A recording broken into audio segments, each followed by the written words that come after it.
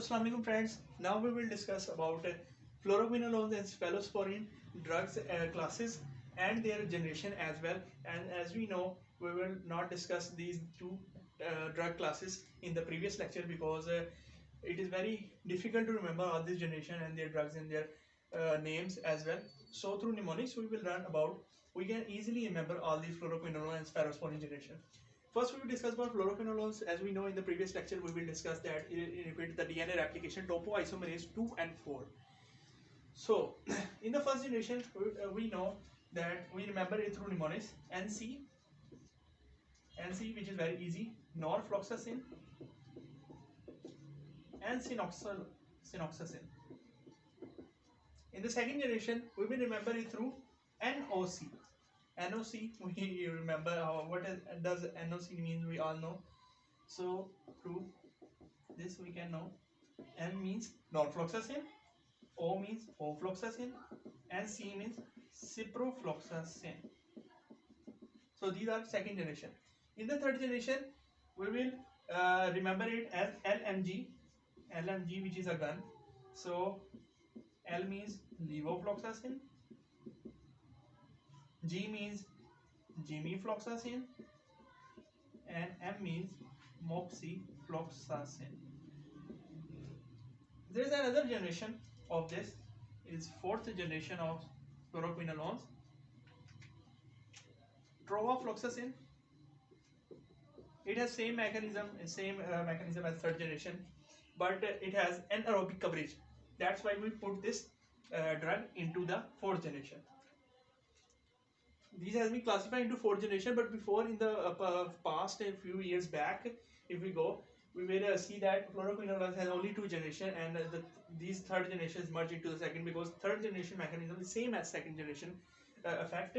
So through as the time passes, these have divided into four generations.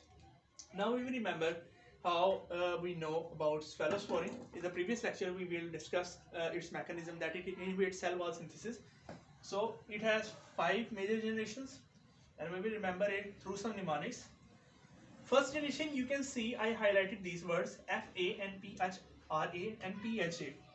So the first rule we use is that those drugs which have FA, PHA, PHRA, FA, and FA, these all are first generations cephalosporins. So how do we remember? FA, PHA, PHRA. These three mnemonics, if they come in any drug or cephalosporin, we must know that it is first generation cephalosporin. Cefazolin, cephalothine, cefadroxil, ceferdin, and cephalexin. In the second generation, there is one exception. There is a drug named Cephaclor, which is a second generation. We must remember that this Cephaclor is a second generation drug. If this drug comes in our mind, so we always remember that Cephaclor is a second generation cephalosporin. Except this drug, Cephaclor, all these drugs are second generation cephalosporin. Cephalosporin, ceprozil, cefimetazole, cefroxime.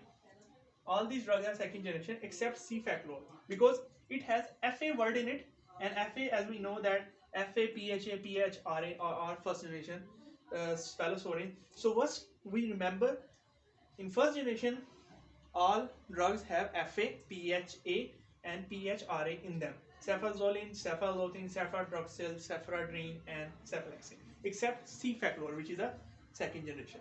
And all these drugs are here. In the third generation, we have a rule that all drugs that have IME 10 or 1 in them are third generation cephalosporin. Cefixime, ceftadine, ceftibutin, we have 10, ceftibutin, IME, cefixime. 1, ceftriaxone, moxalactive. Except moxalactive is another word. We can easily remember it because it is different from the rest of the other. So we remember it easily. That is a third generation cephalosporin. The others, all these drugs that have IME, TEN, and 1 in them are third generation cephalosporin. In the fourth generation, we see there is only one word which is PI. All those drugs which have PI in them are fourth generation cephalosporin. In the fifth generation, we have ROL. All those drugs that have ROL in them are fifth generation of cephalosporin, such as ceftaroline, ceftobirol, and ceftaroline. So guys, this is the easiest way to remember these fluoroquinolones and cephalosporin mnemonics. By wasting your time just remembering all this stuff, we can easily remember it through a smart way.